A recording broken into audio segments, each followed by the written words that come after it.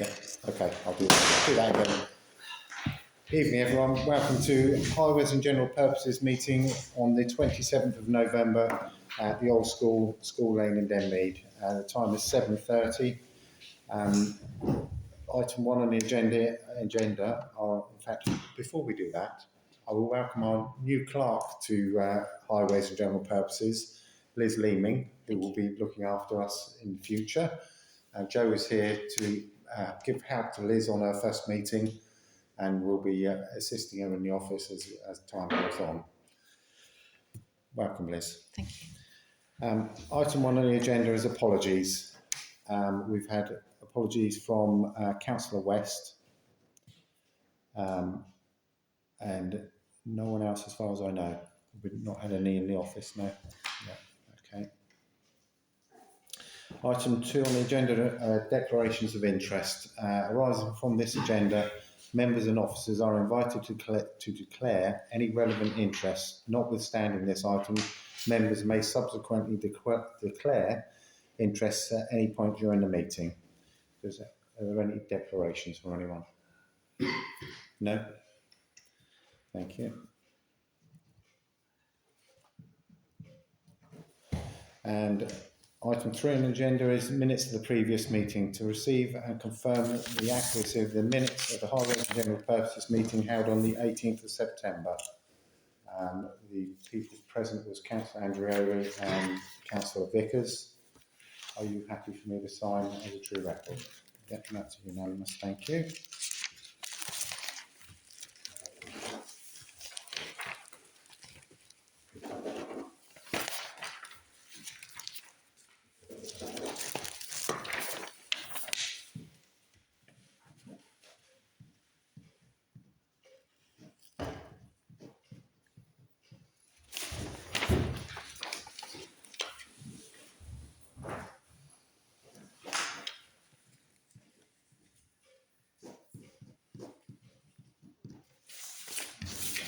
Thank you very much.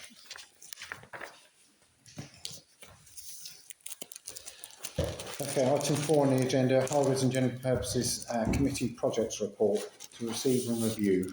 So you all have a copy of your items that are on the report. First one we got on there is Kidmore Public Toilets. We are due to have a meeting tomorrow on those, a virtual meeting to discuss a way forward. Next one is dog bins. This is the changing the bins in Goodman Fields to wheelie bins. Liz has been looking into it today and getting somewhere with getting some bins at the poles to lock them to, and the lid restrictors as well. So that's ongoing at the moment. Forest Road speeding measures. We have had an update.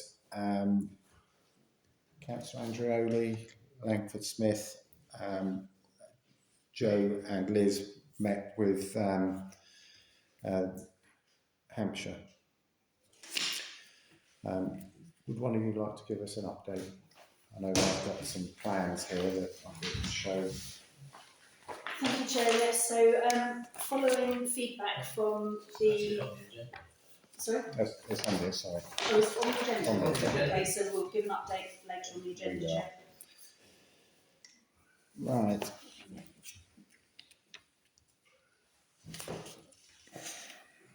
Is there anything else on here that we need to look at urgently now?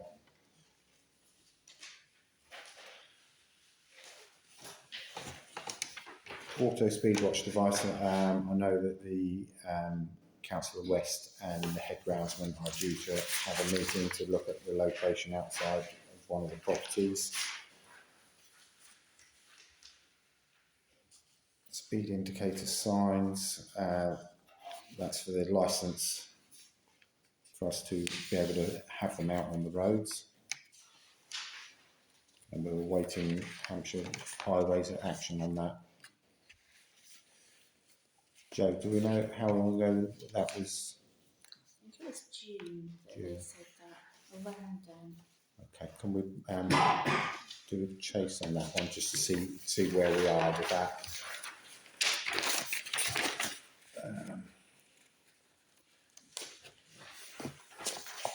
Same with the finial case, if we can chase and see where we are for, because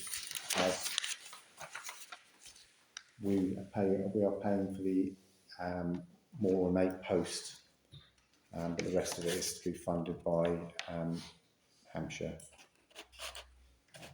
Councillor Langford-Smith. I'm just concerned that if we reach the end of the year and we haven't already got it in progress to manufacturer, they may well turn around and say there's no money next year. So yeah, well, this is why Liz to chase these as well.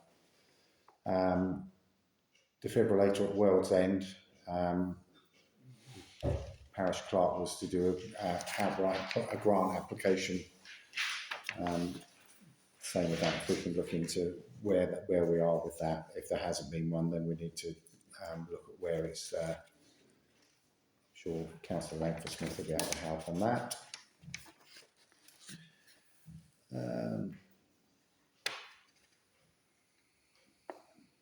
So I'm just reading as we're going.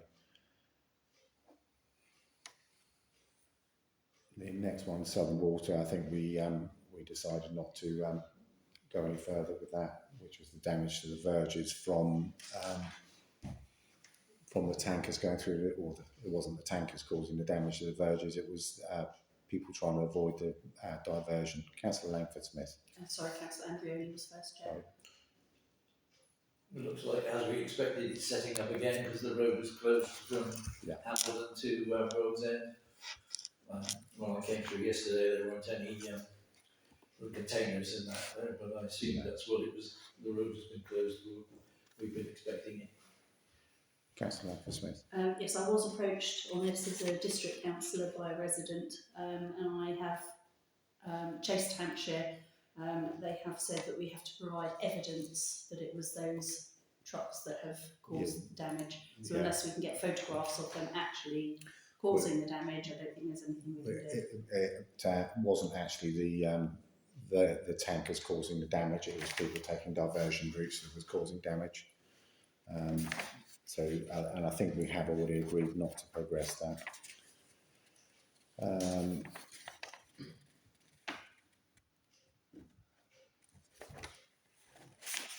I think the rest of that is all underway. I'll go through with the if everyone's happy, I'll go through with it with Liz, and we'll try and progress some things, see where we are with them. Everyone happy with that? Okay. Item 5 is public participation, and if we don't have any members of the public, we have no need for that. Item 6 is correspondence about bus shelter seating.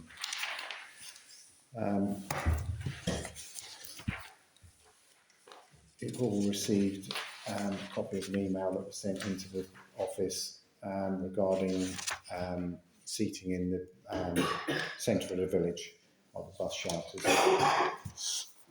Anyone have any comments on it? Councillor Langford-Smith. I thought that they were the bus shelters that had the perch seating. I appreciate they're not terribly comfortable, as in for sitting there for 40 minutes, but I thought they did have perch seating. And certainly the one by the health centre, there is actually a bench outside of the health centre. I think I don't think either of them have got perch seating, but I think it's more the fact of, although there's a bench there, if it's raining, you don't want to be out in. You want to be under the shelter. Councillor Langford-Smith. I remember now, we put perch seating in one further down Hambledon Road, but actually because of where it is and the narrowness of the pavement, we were told that we probably couldn't put seating in there. Okay. Councillor Andrew. I think we should possibly look into the cost of doing so. If they can be added after normally I think it goes in with a shelter. We've got two shelters there, so we need to look into whether we can add some seating of some sort. I suspect it would be perch, and the cost, if it is feasible, and come back again at a later date. Councillor Langford-Smith. I think the bus stops were manufactured by H&GP, so they're the company. So if there can be seating added, they would be the company possibly to approach. Okay. If I can task you with that, Liz, to try and find out some details, and if they can be retrofitted with the seating, and if not, then if the cost of it would be the cost of replacing the bus shelters. We can. Everyone happy with that?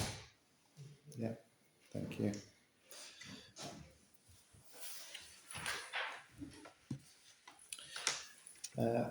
Item 7, Forest Road speeding measures. Thank you, Chair. So we had a meeting with Hampshire County Council, having chased them several times. Joe's been speaking to them, trying to get a meeting with them. They finally agreed that they would meet us on site, which they did earlier this month. And following the trial that was done, must have been back in spring, if not this time last year. It's quite a long time ago anyway. Following the trials, they've received feedback, and there was an accident in the build-out just near to the Hatchmore roundabout, and so they decided that they would not put a build-out there, they would relocate it. So that is going to be relocated down between Thursley Road and Little Corner, which means relocating a bus stop, which they will be doing, but their proposed suggestion seems logical to us when we met them on site, because the bus stop would then be opposite the other bus stop that is on Forest Road. It's right by the walkway, so they plan to provide a dropped curve and some paving so that anyone that has a buggy or a wheelchair can use the drop paving to go across to the other side of the road to wait for the bus there, and they're going to put in some paving there as well, a drop curve and some paving there. Would anyone like to see these plans, or would you like to look at them afterwards? Yeah, we'll leave them out so you can have a look at them afterwards, and then. In terms of timescales, Chair, they are just confirming the final part of the safety checks. They hope to go out to tender in December with a view to commencing installation in late February. Okay, thank you very much. Councillor Andrew. On the plans it shows speed restrictions signs just before you come to Inham's Lane coming in from Roll's End. We pointed out to them that they didn't have to install those because they did those last time. So they are looking into putting curbing along that point though it won't narrow the road, it will visually narrow the road. And there was some talk about painted lines on the next stretch after Inham's Lane towards Hatchmore roundabout, just to paint an edge on the road to visually narrow it as opposed to physically narrow it. Yeah, and there was they opined that if they had to put in the speed signs, overhead ones, which are already there, they probably wouldn't have had the budget anymore. So that was when they realised they didn't have to do that because they were already there. You would have thought they would have noticed. They hoped they had enough money. Councillor Langford-Smith. Yeah, just to add to that, they were suggesting that the curbstones might actually mean that the speed limit reminder signs hopefully would be hit less frequently. And they also recommended that trees are planted in the hedgerows all along there, because apparently that also helps people not to speed. If it's a tree-lined road, people are less inclined to speed. That's their proven statistics, apparently. Okay. The only issue with that is we don't We know don't that know land. hedgerows, we did say that. Yeah. Anyone other comments? Any questions? No. Okay. We look forward to them actually building it and getting on with it. Item 8 is applications for a map modification. The application for a map modification to record a footpath has been refused. This is one that's been going on for a long time, yes. One of two. Yeah. We haven't heard about the other one. No, but it has been refused. This is Section 53, Wildlife and Countryside Act 1981. It was a footpath between Anmore Road and Denmead Footpath 13, and that has been turned down. Okay. Okay, item 9 is the burial ground. 9.1 is a list of applications to note. 9.2 is a working party to consider a request by a member of the public to create a working party for the burial ground maintenance to discuss and determine action.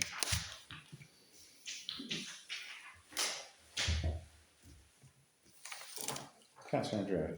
I'm pretty certain when this came up a while back, it was agreed to put it on a future agenda, but in the meantime check on the situation and regarding insurance, etc. And I believe the answer came back that our insurance wouldn't cover a working party, and our insurance company would be very unhappy. People working on our land that weren't our employees and therefore covered by our insurance. So I'm not sure we've heard anything since the initial suggestion either. No. Councillor Langford-Smith. Thank you, Chair. I'd just like to add that the burial ground is actually looking very neat and tidy. The ground staff are doing their good job. I'd like to say Councillor that Vickers. it's a risk and benefit situation for me, because I think burial grounds is a very emotive subject, as I think we heard. Yeah. I think you have to look at things sometimes a little bit wider than we see them. I think that although the sort of the insurance and stuff like that, I think we have to bring the members of the public along with the burial grounds, and that's what people talk to me about. And I do understand the risks, but I also think we have to consider the benefits of the burial grounds, although it belongs to the council, it belongs to the community, it does belong to the community, and feelings are running high about it. I do accept I walked down there the other day and it is looking better, much better than it ever was. I still think there's a lot of really poor feeling about burial grounds, and I think that would it be so bad that volunteers were able to do stuff? Well, as Councillor Andrew earlier has just said, if anyone is working in there and they're not covered by our insurance, and if they're not covered by our insurance and damage something or get injured, then council is liable. There's working, isn't there, and sort of pottering. I'm not asking them to, I don't think people are asking to get a strimmer out. And, You'd be surprised, because we have had, and we've had people in there with lawnmowers as well.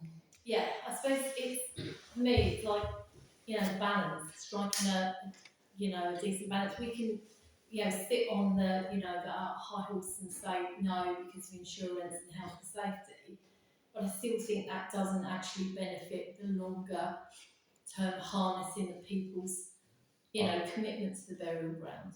I wouldn't class it as being on a high horse, so I object to that term. Okay, well, it's a choice of words, isn't it?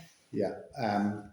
At this present time, We will have a vote in a second, but at this present time, I don't feel that we can allow people to work in there. Councillor Langford-Smith. Chair, in order to have a working party, it has to be authorised by council, and council cannot authorise something when we know that we're not covered by our insurance. We would be creating a liability for ourselves in that if the working party were to be created and people came forward, if someone were to damage a headstone, council would be liable to replace the headstone. If someone were to get injured, they could claim on us, and we've got no insurance, so we've got unlimited liability. So we literally cannot authorise a working party because we would have unlimited liability, and we're not allowed. It's illegal. We're not allowed to do things like that. We have to be covered by our insurance. I completely. I do understand that it is an emotive subject. Councillor Vickers. And I understand that, and I do fully accept about the insurance and the liability and the, you won't have somebody to trip and fall on the headstone and, you've got a major thing. I just feel there has to be some sort of bringing the community alongside with burial ground a little bit more thoroughly than we are currently doing. Can I ask what you would suggest? I don't know. That's what I'm saying. I don't know. I just feel that I want to put that on record as something that somebody might have a really good idea in the future, but I do think there is something to be had to say that the community needs to have some sort of ownership or, sense of purpose about the burial ground. It is a emotive subject. Yeah. We have lots of requests for interments and all of this, and I think it is really. I think it's just how we put it out there. Okay, Councillor Andrew. The problem with organising a working party or whatever you want to call it is, as we've stated, but the family of individual people buried there are certainly entitled to look after the grave and put flowers. The problem we have had, particularly whilst it was outsourced and not done properly, was the items that were put on graves which are inappropriate in a churchyard, including full bottles of beer and wine, and fairy lights and wind chimes, which I don't believe are particularly valid to a quiet country churchyard. But certainly things like bottles of alcohol or even cans are a temptation to other people, shall we say. Okay, I will just correct you, it's not a churchyard, it's a burial ground. Burial ground. Councillor Clay. Would it be worth looking at neighbouring parishes to see what they undertake their burial grounds and see if their practices are quite good, that we can adopt something similar? If you're interested in doing something like that, it might be worth seeing what others achieve at the same time. Yeah. As a solution to at least trying to find them. I'm happy to go forward with that if everyone else is happy that we ask Liz to look into what other areas do and do not allow, and then we can come back to another meeting with it. Is everyone happy with that proposal? That's unanimous. Are you okay with that, Liz? Yeah. Okay, item 9.3, benches in the North Field. To consider moving the benches back to create a barrier around the turning circle. I've asked for this to be added to the agenda. If you go into the burial ground, where you come to the turning circle, there are some 18-inch, half a metre high posts, look like on a telegraph posts around the arc to stop people driving on. Quite a few of them are rotten, and when we've had a meeting up there before, I suggested that we use the backs of the benches effectively. So we moved the back of the benches don't put them right next to each other, but close enough so a car can't go between them. Take out the posts, and we use the benches as the barrier to the car park, which means we also get a bit more space in the burial ground for cremation plots or something like that, which aids us in the future. That was my idea. I've spoken to Sam about it. It would mean taking the concrete bases that are there already up, putting new ones in, and then obviously moving the benches onto them, or finding a different way to attach the benches to the ground. I did ask Sam with that to see if he could come up with some other ideas rather than a big slab of concrete in there. But I would propose we look into how much it would cost and move those back, because we'll have to do something with the post at some point soon anyway. Councillor Andrew. Well, as part of the discussion when we were in the burial ground quite a while back now, I'll second your proposal because it's a sensible thing to do. And moving the benches near a returning circle means that those who need to get from a vehicle to a bench have got less distance to cover. So, is everyone happy with that proposal? Yeah, that's unanimous as well. Thank you. 9.4, correspondence from a non-resident. A non-resident has asked that her ashes be interred with her late husband in Denmead Burial Ground when time comes. She has requested that she is treated as a resident to discuss and determine action. We have an email from the correspondence. The email actually came from Droxford Parish Council, just to confirm that the lady in question is still with us. She's not passed away at the moment, but she doesn't live in the village. And I'm pretty sure that she has lived outside of the village for more than 5 years, which is why she is classed as a non-resident. Is that correct, Joe? Sorry, yeah. So she is classed as a non-resident, although obviously her husband is buried in the burial ground. She was sent a quote for the fees, which are on the front side of the first email from the parish council. And you see the response back from Mr. Peter Richardson, who is from Droxford Parish Council. Does anyone have any comments on this?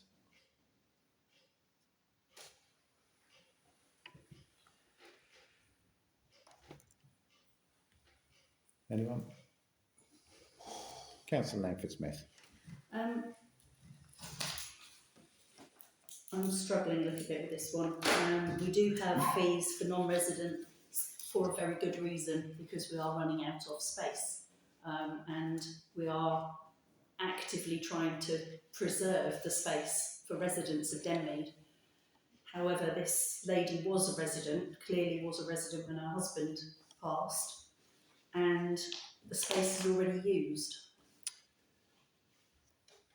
So this is interring her ashes into her husband's plot. So it's not taking up any additional space. No. Just one thing on it as well. The email that we've been sent is asking us to fix the price now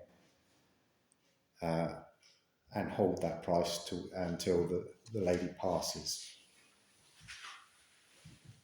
So it's not the fact that she will pay whatever the fee is at the time. They're asking us to fix a price now, and it's a much lower fee than we would normally charge. I understand that it's a. In fact, I don't actually know. Do you know? Did we check whether the gentleman was actually a resident at the time when he was interred? Because there's nothing to say he was. I didn't check that. I can do. Yeah. We can check that. Because it says at the time her husband was interred, they were both residents of Denmead. Okay. Sorry. Councillor Clay. Councillor Smith raised a good point. I'm quite happy to go ahead. But as terms of conclusion, I think it should be at the time, not like a booking fee. So it will go future. So yes. Councillor Langford-Smith. Shall I summarise? As Councillor Clay is clearly struggling this evening. Yes, I'd say that I suggest that we should allow her to be interred as at the residence fee, but at the fee at the time that is required, not a fixed price as of now. And can I also add that this is special circumstances because there is already a member of the family in a grave. It's already a used plot, in fact. So is everyone happy? I think everyone happy with that? A show of hands. That's unanimous as well. Lovely. Thank you. Item 10 is the item for social media. Anything to go on social? I think we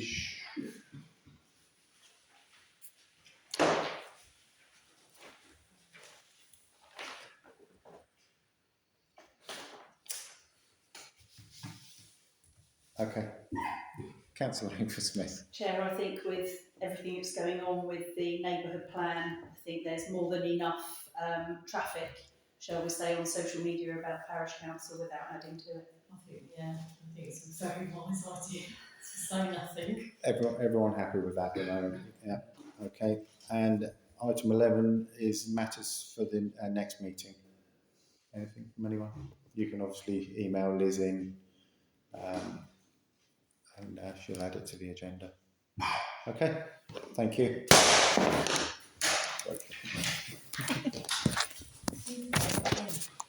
Thanks, Liz. Thank you. Kevin, do you want to discuss the five councillor motions?